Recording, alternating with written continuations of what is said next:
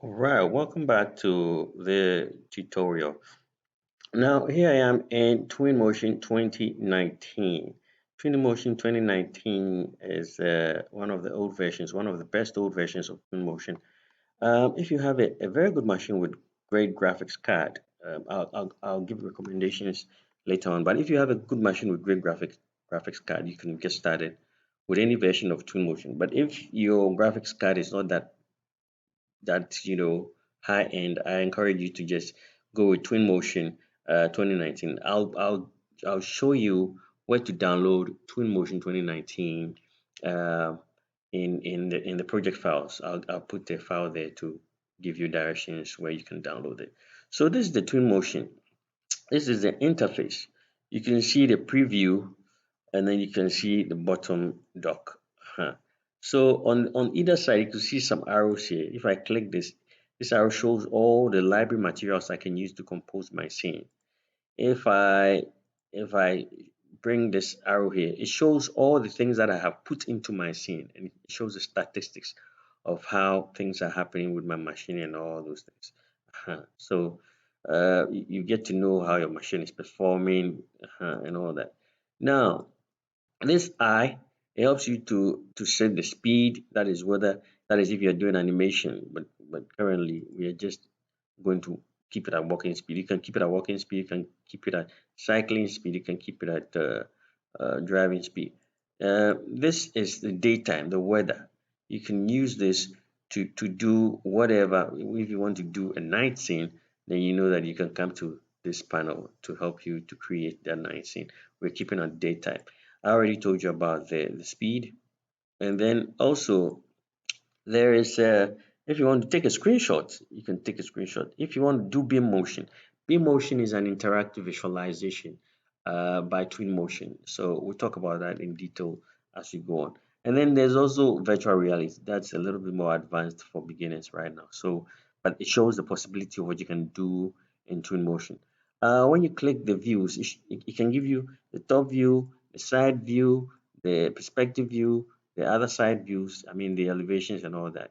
So this one, it shows you how Twinmotion is so versatile for architectural rendering visualization. We're going to keep it back to the perspective view. Now, even after you've done the views, you can use this clipping to it's not activated here. It needs to have an object in the scene before it can be activated. But you can use it to cut through your building just in case you are showing some technical detail to your client or section, or you need to show to designers what it looks like with a cut through. Okay, so that's it for the docs in the preview.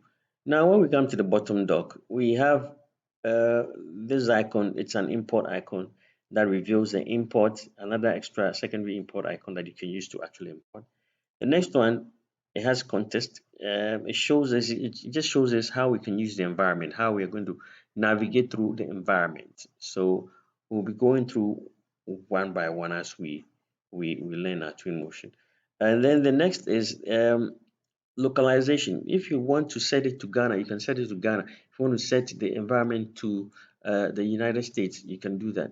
But it's not connected to the internet, so you won't find it.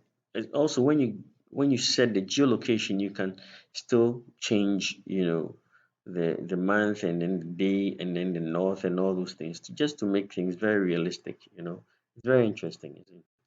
And then you can also set the weather. This is where you can set the weather so that whatever you want to show, if you want to show it sunny, if you want to show it cloudy, if you want to show it cloudy with raining, if you want to show it sunny with some drizzling rain, and then back to sunny again.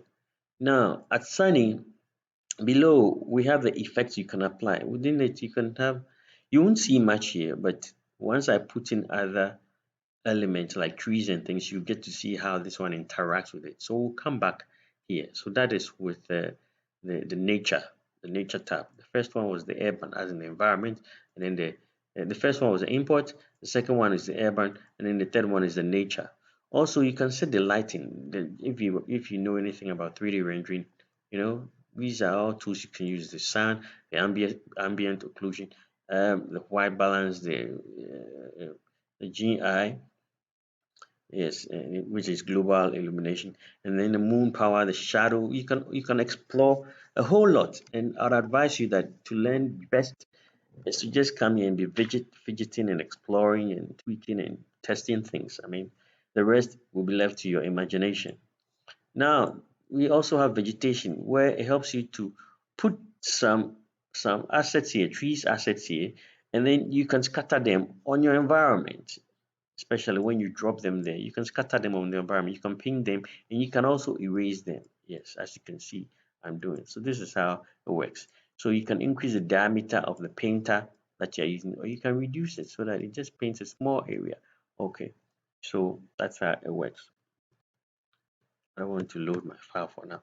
So now we go to the ocean. Ocean allows you, assuming that you're doing a visualization with a huge water scene where you have a river, you can activate the ocean.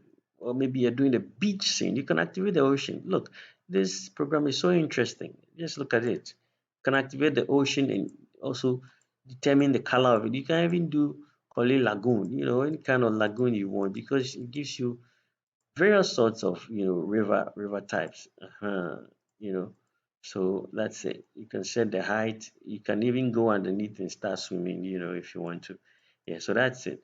So that's for the nature. And back in the nature, so in the nature we discussed the localization, the weather, the lighting, the vegetation, and the ocean. So the next is the media. Media shows us the rendering formats we can render the visuals into. You can render them into images, you can render them into panoramas, you can render them into videos, and you can render them into beam motion, which is an interactive kind of presentation for your clients. It's very, very exciting to do these things for your clients. They get blown away.